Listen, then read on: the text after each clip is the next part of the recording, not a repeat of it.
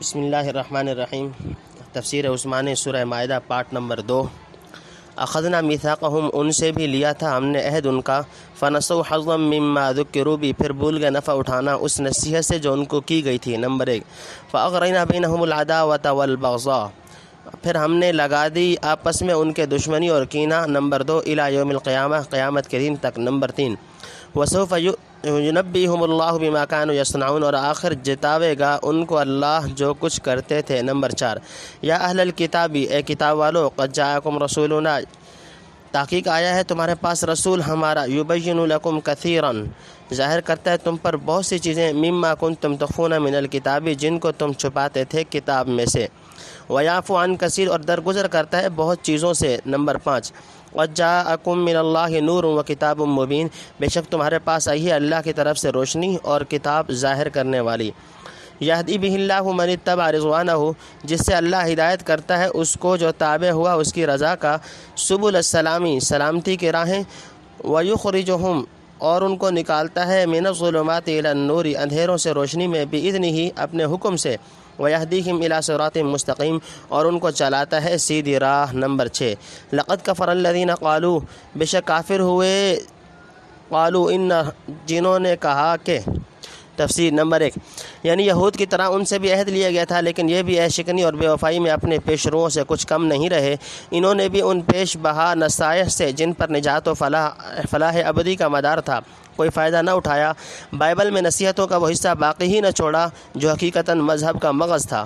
Number 2، اہل کتاب کے آپس میں دائمی بغض و عداوت، یعنی باہم نصارہ میں یا یہود اور نصارہ دونوں میں عداوتیں اور جھگڑے ہمیشہ کے لیے قائم ہو گئے۔ آسمانی سبق کو ضائع کرنے اور بھلا دینے کا جو نتیجہ ہونا چاہیے تھا وہ ہوا، یعنی جب وحی الہی کی اصلی روشنی ان کے پاس نہ رہی تو اوہام و اہوا کی اندھیریوں میں ایک دوسرے سے الجھنے لگے۔ مذہب تو نہ رہا پر مذہب کے جھگڑے رہ گئے، بیسیوں فرقے پیدا ہو کر اندھیرے میں ایک دوسرے سے ٹکرانے لگے۔ یہی فرقہ وار تصادم آخرکار آپس کی شدید ترین عداوت و بغض پر منتہی ہوا۔ کوئی شبہ نہیں کہ آج مسلمانوں میں بھی بے حد تفرق و تشتت اور مذہب تصادم موجود ہے، لیکن چونکہ ہمارے پاس وحی الہی اور قانون سماوی بحمد اللہ بلا کم و کاست محفوظ ہے، اس لیے اختلافات کی موجودگی میں بھی مسلمانوں کی بہت بڑی جماعت برابر مرکز حق و صداقت پر قائم رہی ہے اور رہے گی۔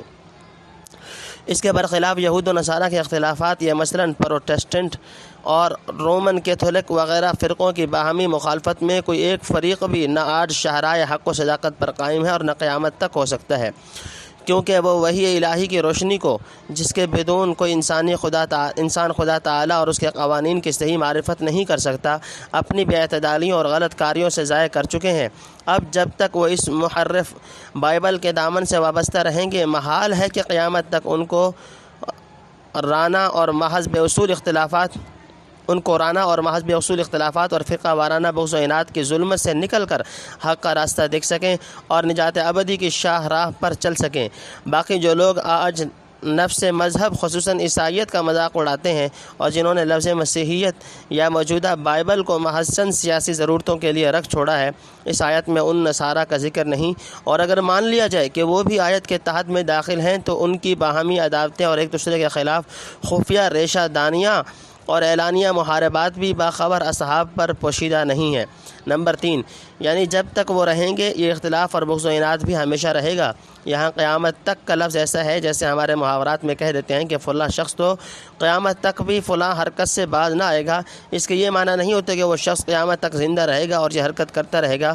مراد یہ ہے کہ اگر قیامت تک بھی زندہ رہے تو اس بات کو نہ چھوڑے گا۔ اس طرح آیت میں الی یوم القیامہ کا لفظ آنے سے یہ ثابت تو نہیں ہوتا کہ یہود و نصارہ کا وجود قیامت تک رہے، جیسا کہ ہمارے زمانے کے بعض مبطلین نے اپنی تفسیر میں لکھ دیا ہے۔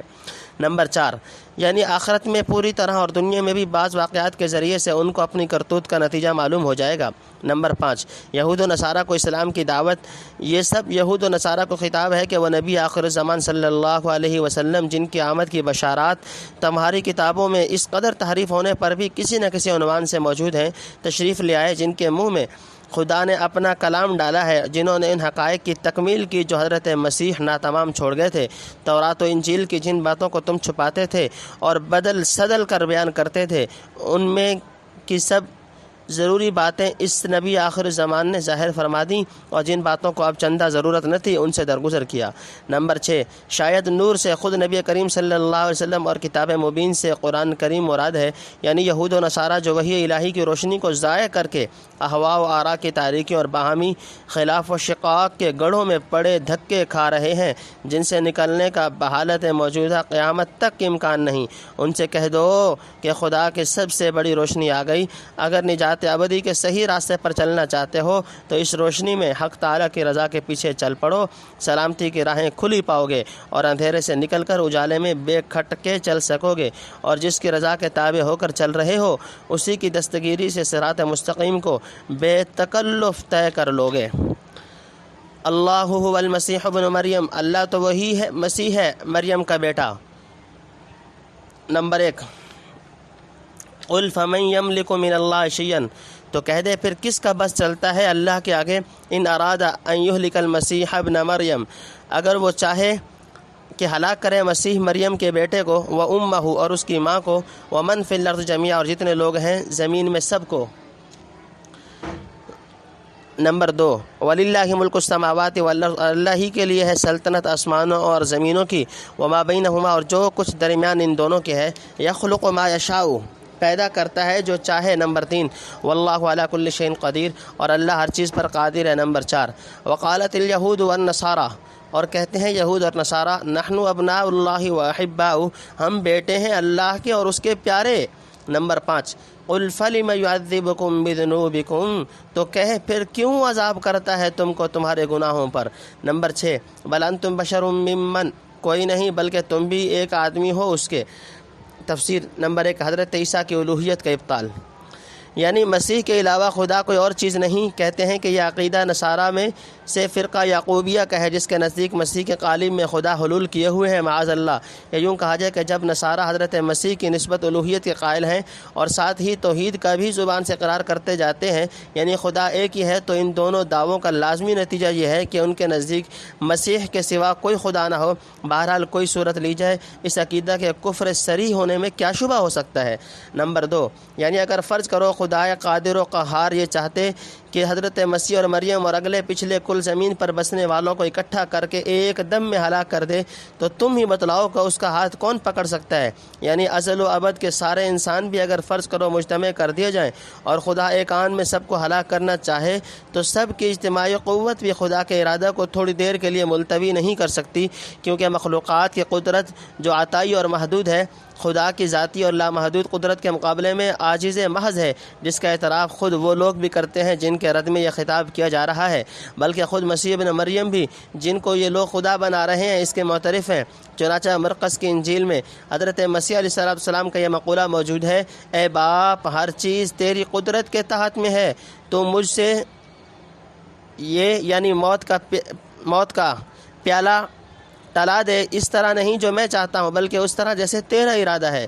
بس جب حضرت مسیح علیہ السلام جن کو تم خدا کہتے ہو اور ان کی والدہ ماجدہ مریم صدیقہ جو تمہارے زعم میں خدا کی ماں ہوئی، وہ دونوں بھی تمام من فی الارض کے ساتھ مل کر خدا کی مشیت و ارادے کے سامنے عاجز ٹھہرے، تو خود سوچ لو کہ ان کی یا ان کی والدہ یا کسی اور مخلوق کی نسبت خدائی کا دعویٰ کرنا کس قدر گستاخی اور شوخ چشمی ہوگی۔ آیت کی اس تقریر میں ہم نے ہلاکت کو موت کے معنی میں لیا ہے، مگر جمیعاً کے لفظ کی تھوڑی سی وضاحت کر دی۔ جو مدلول لفظ جمیعاً کا ہم نے بیان کیا ہے وہ ائمہ عربیہ کی تصریحات کے عین موافق ہے۔ اس کے سوا یہ بھی ممکن ہے کہ آیت میں ہلاک کے معنی موت کے نہ لیے جائیں، جیسا کہ راغب نے لکھا ہے، کبھی ہلاک کے معنی ہوتے ہیں کسی چیز کا مطلقاً فنا اور نیست و نابود ہو جانا، مثلاً کل شیء ہالک الا وجہ، یعنی خدا کی ذات کے سوا ہر چیز نابود ہونے والی ہے۔ اس معنی پر آیت کا مطلب یہ ہوگا کہ اگر خدا قدیر حضرت مسیح اور ان کی والدہ اور تمام من فی الارض کو قطعاً نیست و نابود اور بالکل یا فنا کر ڈالنے کا ارادہ کر لے، تو کون ہے جو اس کے اس ارادہ کو روک دے گا؟ اوست سلطان ہر چے خواہ حد آکنن عالم را دردم ویرا کنن۔ حضرت شاہ صاحب رحمۃ اللہ علیہ تحریر فرماتے ہیں کہ اللہ تعالیٰ کسی جگہ نبیوں کے حق میں ایسی بات فرماتے ہیں تاکہ ان کی امت بندگی کے حد سے زیادہ نہ چڑھاوے والا نبی اس لائق ہے اس لائق کا ہے کو ہیں کہ ان کے مرتبہ عالی اور وجاہت عند اللہ کا خیال کرتے ہوئے ایسے خطاب کیا جاتا۔ نمبر 3، جو چاہے اور جس طرح چاہے، مثلا حضرت مسیح کو بدون باپ کے، حضرت حوا کو بدون ماں کے، اور حضرت آدم علیہ السلام کو بدون ماں اور باپ کے پیدا کر دیا۔ نمبر 4، کسی کا زور اس کے سامنے نہیں چل سکتا، سب اخیار و ابرار بھی وہاں مجبور ہیں۔ نمبر 5، یہود و نصارہ کا ابناء اللہ ہونے کا دعویٰ۔ شاید اپنے کو بیٹا یعنی اولاد اس لیے کہتے ہیں کہ ان کی بائبل میں خدا نے اسرائیل یعنی یعقوب علیہ السلام کو اپنا پہلوٹا بیٹا اور اپنے کو اس کا باپ کہا ہے۔ ادھر نصارہ حضرت مسیح علیہ السلام کو ابن اللہ مانتے ہیں، تو اسرائیل کی اولاد اور حضرت مسیح کی امت ہونے کی وجہ سے غالباً ابناء اللہ کا لفظ اپنی نسبت استعمال کیا ہوگا، اور یہ بھی ممکن ہے کہ بیٹا کہنے سے مراد یہ ہے کہ ہم خدا کے خواص اور محبوب ہونے کی وجہ سے گویا اولاد ہی جیسے ہیں۔ اس صورت میں ابناء کا حاصل وہی ہو جائے گا جو لفظ احبا کا ہے۔ نمبر 6، چونکہ کسی مخلوق کا حقیقتاً ابن اللہ ہونا بالکل محال اور بدیہی البطلان ہے، اور خدا کا محبوب بن جانا ممکن ہے۔ یحبہم و یحبونہ، سورہ مائدہ رکوع نمبر 8۔ اس لیے اس جملہ میں اول محبوبیت یعنی پیارے ہونے کے دعوے کا رد کیا گیا، یعنی جو قوم اعلانیہ بغاوت اور شدید ترین گناہوں کی بدولت یہاں بھی کئی طرح کی رسوائیوں اور عذاب میں گرفتار ہو چکی اور آخرت میں بھی حبس دوام کی سزا کا عقلاً و نقلاً استحقاق رکھتی ہے، کیا ایسی باغی و عاصی قوم کی نسبت ایک لمحہ کے لیے بھی کوئی ذی شعور یا خیال کر سکتا ہے کہ وہ خدا کی محبوب اور بڑی پیاری ہوگی؟ خدا سے کسی کا نسبی رشتہ نہیں، اس کا پیار اور اس کی محبت صرف اطاعت اور حسن عمل سے حاصل ہو سکتی ہے۔ ایسے کٹر مجرموں کو جو سخت سے سخت سزا کے مستحق اور مورد بن چکے ہوں، شرمانا چاہیے کہ وہ نحن ابناء اللہ و احباؤہ کا دعویٰ کریں۔ حضرت نوح علیہ السلام کے بیٹے کو باوجود کہ ان کا سلبی بیٹا تھا، خدا نے فرمایا انہ لیس من اہلک انہ عمل غیر صالح، سورہ ہود رکوع نمبر 4۔ خلق، مخلوق میں نمبر 1، یغفر لمن یشاء، بخشے جس کو چاہے، ویعذب من یشاء، اور عذاب کرے جس کو چاہے۔ نمبر 2، وللہ ملک السماوات والارض، اور اللہ ہی کے لیے ہے سلطنت آسمانوں اور زمین کی، وما بینہما، اور جو کچھ دونوں کے بیچ میں ہے، والیہ المصیر، اور اسی کی طرف لوٹ کر جانا ہے۔ نمبر 3، یا اہل الکتاب، یہ کتاب والو، قد جاءکم رسولنا، آیا ہے تمہارے پاس رسول ہمارا، یبین لکم، کھولتا ہے تم پر۔ نمبر 4، علی فترۃ من الرسل، رسولوں کے انقطاع کے بعد، ان تقولوا ما جاءنا، کبھی تم کہنے لگو کہ ہمارے پاس نہ آیا، من بشیر ولا نذیر، کوئی خوشی یا ڈر سنانے والا، فقد جاءکم بشیر و نذیر، سو آ چکا تمہارے پاس خوشی اور ڈر سنانے والا۔ نمبر 5، واللہ علی کل شیء قدیر، اور اللہ ہر چیز پر قادر ہے۔ وَإِذْ قَالَ مُوسَىٰ لِقَوْمِهِ، اللہ ہر چیز پر قادر ہے۔ نمبر 6، وَإِذْ قَالَ مُوسَىٰ لِقَوْمِهِ، اور جب کہا موسیٰ نے اپنی قوم کو، یا قوم اذکروا نعمت اللہ علیکم، اے قوم یاد کرو احسان اللہ کا اپنے اوپر۔ نمبر 7، اذ جعل فیکم انبیاء، جب پیدا کیے تم میں نبی۔ نمبر 8، وجعلکم ملوکا، اور کر دیا تم کو بادشاہ۔ نمبر 9، وآتاکم، اور دیا تم کو۔ تفسیر نمبر 1،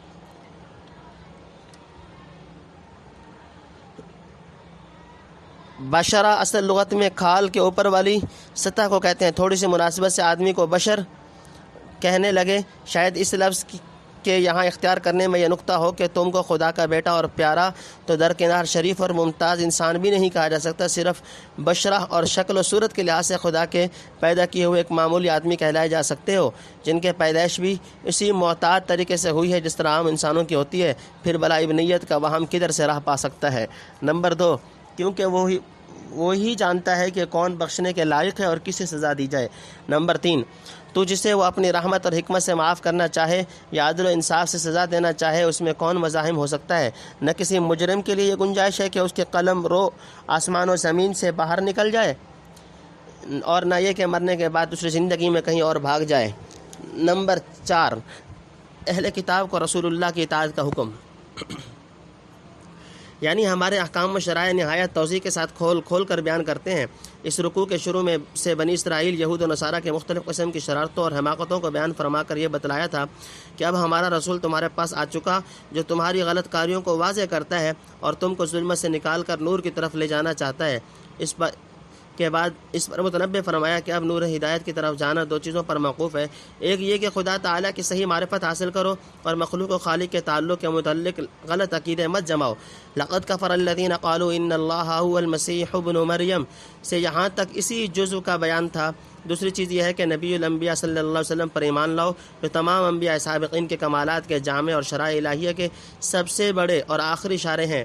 اس جزو کا بیان اس آیت یا اہل الکتاب قد جاءکم رسولنا یبین لکم علی فترۃ الی آخر میں کیا گیا ہے۔ نمبر 5، حضرت مسیح علیہ السلام کے بعد تقریباً 600 برس سے انبیاء کی آمد کا سلسلہ منقطع ہو چکا تھا۔ ساری دنیا الا ماشاء اللہ جہل، غفلت اور اوہام و اہوا کی تاریکیوں میں پڑی تھی۔ ہدایت کے چراغ گل ہو چکے تھے۔ ظلم، عدوان اور فساد الحاد کی گھٹا تمام آفاق پر چھا رہی تھی۔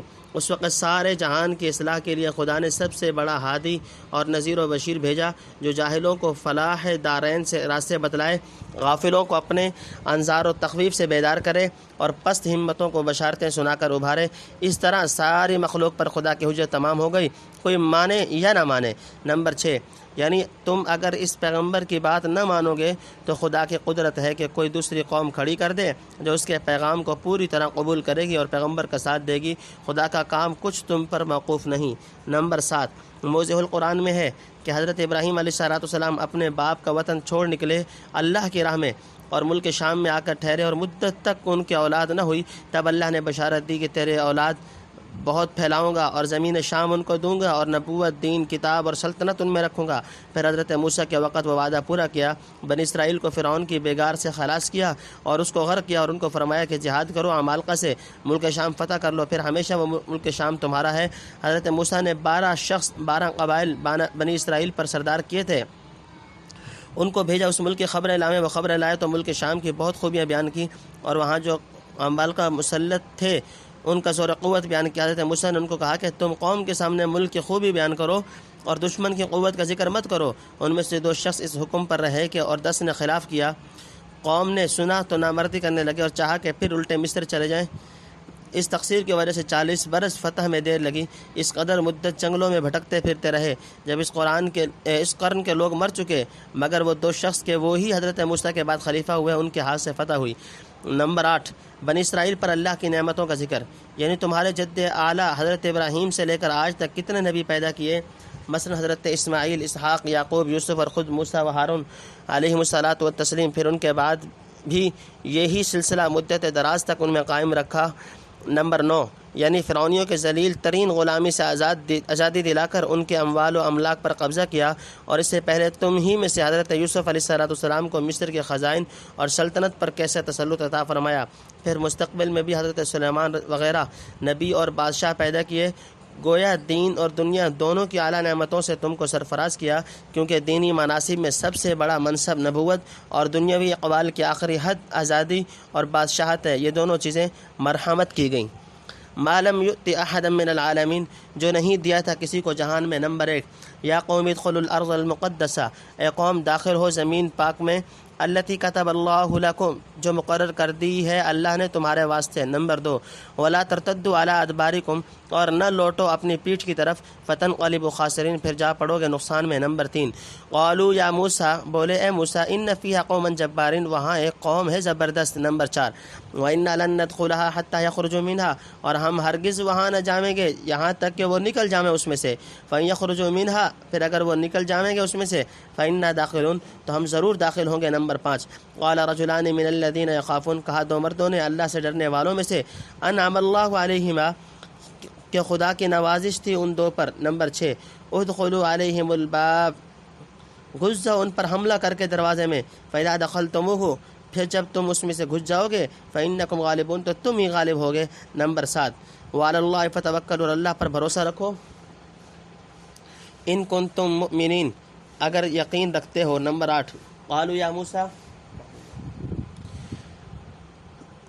بولے اے موسیٰ، انا لن ندخلها ابدا، ہم ہرگز نہ جائیں گے ساری عمر۔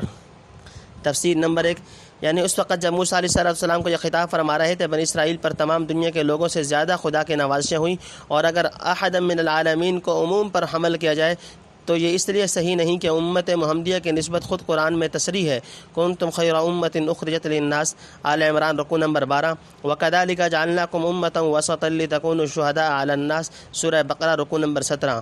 نمبر 2، یہودیوں کو ارض مقدس میں داخلے کا حکم اور ان کی بزدلی، یعنی خدا نے بیشتر حضرت ابراہیم سے وعدہ فرمایا تھا کہ تیری اولاد کو یہ ملک دوں گا، اور وعدہ ضرور پورا ہونا ہے، خوش قسمت ہوں گے وہ لوگ جن کے ہاتھوں پر پورا ہو۔ نمبر 3، یعنی جہاد فی سبیل اللہ میں بزدلی اور پست ہمتی دکھا کر غلامی کی زندگی کی طرف مت بھاگو۔ نمبر 4، یعنی بہت قوی ہیکل، تنومند اور پررعب۔ نمبر 5، یعنی مقابلہ کی ہمت ہم میں نہیں، ہاں بدون ہاتھ پاؤں پھیلائے پکی پکائی کھا لیں گے، آپ معجزے کے زور سے انہیں نکال دیں۔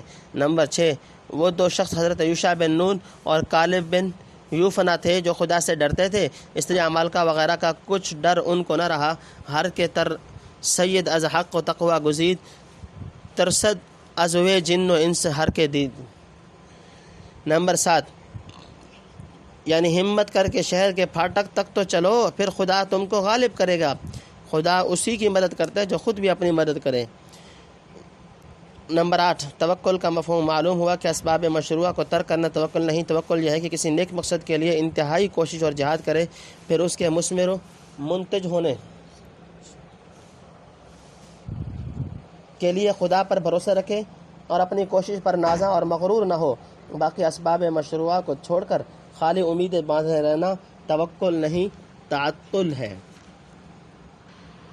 ما داموا فیہا، جب تک وہ رہیں گے اس میں، فذهب انت، سو تو جا، وربک، اور تیرا رب، فقاتلا ان ھاہنا قاعدون، اور تم دونوں لڑو، ہم تو یہیں بیٹھے ہیں۔ نمبر 1، قال ربی، بولے اے رب، انی لا املک الا نفسی واخی، میرے اختیار میں نہیں مگر میری جان اور میرا بھائی۔ نمبر 2، ففرق بیننا وبین القوم الفاسقین، سو جدائی کر دے تو ہم میں اور اس نافرمان قوم میں۔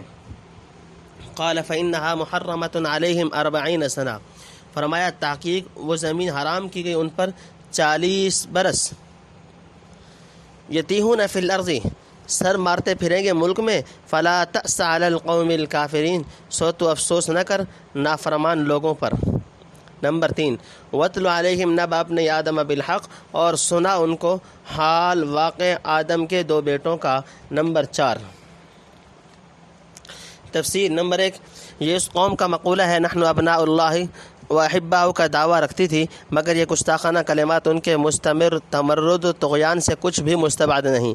نمبر 2، حضرت موسیٰ کی دعا۔ حضرت موسیٰ علیہ السلام نے سخت دلگیر ہو کر یہ دعا فرمائی جبکہ تمام قوم کے عدول حکمی اور بزدلانہ عصیان کو مشاہدہ فرما رہے تھے، اس لیے دعا میں بھی اپنے اور بھائی ہارون علیہ السلام کے سوا کہ وہ بھی نبی معصوم تھے اور کسی کا ذکر نہیں کیا۔ یوشع اور کالب بھی تبعاً دونوں کے ساتھ آ گئے۔ نمبر 3، مسلمان اور یہود کا اس حکم میں موازنہ، یعنی جدائی کی دعا حصی اور ظاہری طور پر تو قبول نہ ہوئی، ہاں معنن جدائی ہو گئی کہ وہ سب تو عذاب الہی میں گرفتار ہو کر حیران و سرگرداں پھرتے تھے، اور حضرت موسیٰ و ہارون علیہ السلام پیغمبرانہ اطمینان اور پورے قلبی سکون کے ساتھ اپنے منصب ارشاد و اصلاح پر قائم رہے۔ جیسے کسی بستی میں عام وبا پھیل پڑے اور ہزاروں بیماروں کے مجمع میں 2-4 تندرست اور قوی القلب ہوں تو ان کے معالجہ، چارہ سازی اور تفقد احوال میں مشغول رہیں۔ ففرق بیننا کا ترجمہ جدائی کر دے کی جگہ فیصلہ کر دے ہوتا تو یہ مطلب زیادہ واضح ہو جاتا، اور حضرت شاہ صاحب رحمۃ اللہ لکھتے ہیں کہ یہ سب قصہ اہل کتاب کو سنایا اس پر کہ تم پیغمبر آخر زمان کی رفاقت نہ کرو گے جیسے تمہارے اجداد نے حضرت موسیٰ علیہ السلام کی رفاقت چھوڑ دی تھی اور جہاز سے جان چرا بیٹھے تھے، تو یہ نعمت اوروں کو نصیب ہوگی۔ چنانچہ نصیب ہوئی۔ ایک لمحہ کے لیے سارے رکوع کو سامنے رکھ کر امت محمدیہ کے حوال پر غور کیجیے۔ ان پر خدا کے وہ انعامات ہوئے جو نہ پہلے کسی امت پر ہوئے نہ آئندہ ہوں گے۔ ان کے لیے خاتم الانبیاء سید الرسل صلی اللہ علیہ وسلم کو ابدی شریعت دے کر بھیجا۔ ان میں وہ علماء اور ائمہ پیدا کیے جو باوجود غیر نبی ہونے کے انبیاء کے وظائف کو نہایت خوش اسلوبی سے انجام دیتے رہے۔ ایسے خلفاء نبی علیہ السلام کے بعد امت کے قائد بنے جنہوں نے سارے جہان کو اخلاق اور اصول سیاست وغیرہ کی ہدایت کی۔ اس امت کو بھی جہاد کا حکم ہوا، عمالقہ کے مقابلے میں نہیں، روئے زمین کے تمام جبارین کے مقابلے میں، محض سرزمین شام فتح کر لینے کے لیے نہیں بلکہ شرق و غرب میں کلمت اللہ کو بلند کرنے اور فتنہ کی جڑ کاٹنے کے لیے۔ بنی اسرائیل سے خدا نے ارض مقدسہ کا وعدہ کیا تھا، لیکن اس امت سے یہ فرمایا وعد اللہ الذین آمنوا منکم وعملوا الصالحات لیستخلفنہم فی الارض کما استخلف الذین من قبلہم ولیمکنن لہم دینہم الذی ارتضی لہم ولیبدلنہم من بعد خوفہم امنا۔ سورہ نور رکوع نمبر 7۔ اگر بنی اسرائیل کو موسیٰ علیہ السلام نے جہاد میں پیٹھ پھیرنے سے منع کیا تھا تو اس امت کو بھی خدا نے اس طرح خطاب کیا، یا ایھا الذین آمنوا اذا لقیتم الذین کفروا زحفا فلا تولوہم الادبار۔ سورہ انفال رکوع نمبر 2۔ انجام یہ ہوا کہ حضرت موسیٰ علیہ السلام کے رفقا تو عمالقہ سے ڈر کر یہاں تک گزرے کہ اذهب انت وربک فقاتلا ان ھاہنا قاعدون، تم اور تمہارا پروردگار جا کر لڑو، ہم یہاں بیٹھے ہیں۔ لیکن اصحاب محمد صلی اللہ علیہ وسلم نے یہ کہا، خدا کی قسم اگر آپ سمندر کی موجوں میں گھس جانے کا حکم دیں گے تو ہم اسی میں کود پڑیں گے اور ایک شخص بھی ہم میں سے علیحدہ نہیں رہے گا۔ امید ہے کہ خدا آپ کو ہماری طرف سے وہ چیز دکھلائے گا جس سے آپ کی آنکھیں ٹھنڈی ہو جائیں گی۔ ہم اپنے پیغمبر کے ساتھ ہو کر اس کے دائیں اور بائیں، آگے اور پیچھے ہر طرف جہاد کریں گے۔ خدا کے فضل سے ہم وہ نہیں جنہوں نے موسیٰ علیہ السلام سے کہہ دیا تھا اذهب انت وربک فقاتلا ان ھاہنا قاعدون، اسی کا یہ نتیجہ ہے کہ جتنی مدت بنی اسرائیل فتوحات سے محروم ہو کر وادی تی میں بھٹکتے رہے، اس سے کم مدت میں محمد الرسول اللہ کے اصحاب نے مشرق و مغرب میں ہدایت و ارشاد کا جھنڈا گاڑ دیا۔ رضی اللہ عنہم ورضوا عنہ ذلک لمن خشی ربہ۔ نمبر 4، قابیل اور حابیل کا قصہ، یعنی حضرت آدم کے دو صلبی بیٹوں قابیل و حابیل کا قصہ ان کو سناؤ، کیونکہ اس قصہ میں ایک بھائی کے دوسرے بھائی کی مقبولیت اور تقوی پر حسد کرنے اور اسی غیظ میں اس کو ناحق قتل کر ڈالنے کا ذکر ہے اور ناحق خون کرنے کے عواقب بیان کیے ہیں۔ پچھلے رکوع میں یہ بتلایا تھا کہ بنی اسرائیل کو جب یہ حکم دیا گیا کہ ظالموں اور جابروں سے قتال کرو تو خوف زدہ ہو کر بھاگنے لگے۔ اب حابیل و قابیل کا قصہ سنانا اس کی تمہید ہے کہ متقی اور مقبول بندوں کا قتل جو شدید ترین جرائم میں سے ہے اور جس سے ان لوگوں کو بے انتہا تہدید و تشدید کے ساتھ منع کیا گیا تھا، اس کے لیے یہ ملعون ہمیشہ کیسے مستعد اور تیار نظر آتے ہیں۔ پہلے بھی کتنے نبیوں کو قتل کیا اور آج بھی خدا کے سب سے بڑے پیغمبر کے خلاف ازراہ بغض و حسد کیسے کیسے منصوبے گاڑتے رہتے ہیں۔ گویا ظالموں اور شریروں کے مقابلے سے جان چرانا اور بے گناہ معصوم بندوں کے خلاف قتل و آسرا کی سازشیں کرنا یہ اس قوم کا شیوہ رہا ہے۔ اس پر نحن ابناء اللہ و احباؤہ کا دعویٰ بھی رکھتے ہیں۔ اس تقریر کے موافق قابیل و حابیل کا قصہ، پھر اس پر من اجل ذلک کتبنا علی بنی اسرائیل الآیہ کی تفریع، یہ سب تمہید ہوگی اس مضمون کی جو اس قصہ اور تفریع کے ختم پر فرمایا وَلَقَدْ جَاءَتْهُمْ رُسُلُنَا بِالْبَيِّنَاتِ ثُمَّ إِنَّ كَثِيرًا مِّنْهُمْ بَعْدَ ذَلِكَ فِي الْأَرْضِ لَمُسْرِفُونَ إِنَّمَا جَزَاءُ الَّذِينَ يُحَارِبُونَ اللَّهَ وَرَسُولَهُ إِلَى آخِرِهِ۔ اذ قربا قربانا، جب نیاز کی دونوں نے کچھ نیاز، فتقبل من احدہما، اور مقبول ہوئی ایک کی، ولم يتقبل من الاخر، اور نہ مقبول ہوئی دوسرے کی۔ نمبر 1، قال لاقتلنک، کہا میں تجھ کو مار ڈالوں گا۔ نمبر 2، قال انما يتقبل اللہ من المتقین، وہ بولا اللہ قبول کرتا ہے تو پرہیزگاروں سے۔ نمبر 3، لئن بسطت الی یدک، اگر تو ہاتھ چلاوے گا مجھ پر، لتقتلنی ما انا بباسط یدی الیک، مارنے کو میں نہ ہاتھ چلاؤں گا تجھ پر، لیقتلک، مارنے کو۔ نمبر 4، انی اخاف اللہ رب العالمین، میں ڈرتا ہوں اللہ سے جو پروردگار ہے سب جہان کا۔ نمبر 5، انی ارید ان تبوء باسمی، میں چاہتا ہوں کہ تو حاصل کرے میرا گناہ و اسمی کا، اور اپنا گناہ۔ نمبر 6، فتکون من اصحاب النار، پھر تو ہو جاوے دوزخ والوں میں سے۔ وذالک جزاء الظالمین، اور یہی ہے سزا ظالموں کی۔ نمبر 7، فطوعت له نفسه قتل اخیہ، پھر اس کو راضی کیا اس کے نفس نے خون پر اپنے بھائی کے۔ نمبر 8، فقتلہ فاصبح من الخاسرین، پھر اس کو مار ڈالا سو ہو گیا نقصان اٹھانے والوں میں۔ نمبر 9، فبعث اللہ غرابا یبحث فی الارض، پھر بھیجا اللہ نے ایک کوا جو کریدتا تھا زمین کو، لیریہ، تاکہ اس کو دکھلاوے۔ تفسیر۔ نمبر 1، یعنی آدم علیہ السلام دستور کے موافق جو لڑکی حابیل کے نکاح میں دینا چاہتے تھے، قابیل اس کا طلبگار ہوا۔ آخر حضرت آدم کے اشارے سے دونوں نے خدا کے لیے کچھ نیاز کی کہ جس کی نیاز مقبول ہو جائے لڑکی اسی کو دے دی جائے۔ آدم علیہ السلام کو غالباً یہ یقین تھا کہ حابیل ہی کی نیاز مقبول ہوگی، چنانچہ ایسا ہی ہوا۔ آتش آسمانی ظاہر ہوئی اور حابیل کی نیاز کو کھا گئی۔ یہی علامت اس وقت قبول عند اللہ کی تھی۔ نمبر 2، قابیل یہ دیکھ کر آتش حسد میں جلنے لگا اور بجائے اس کے کہ مقبولیت کے وسائل اختیار کرتا، غیظ و غضب میں اپنے حقیقی بھائی کو قتل کی دھمکیاں دینے لگا۔ نمبر 3، یعنی حابیل نے کہا کہ میرا اس میں کیا قصور ہے، خدا کے یہاں کسی کی زبردستی نہیں چلتی، تقوی چلتا ہے، گویا میری نیاز جو قبول کر لی گئی اس کا سبب تقوی ہے، تو بھی اگر تقوی اختیار کر لے تو خدا کو تجھ سے کوئی ضد نہیں۔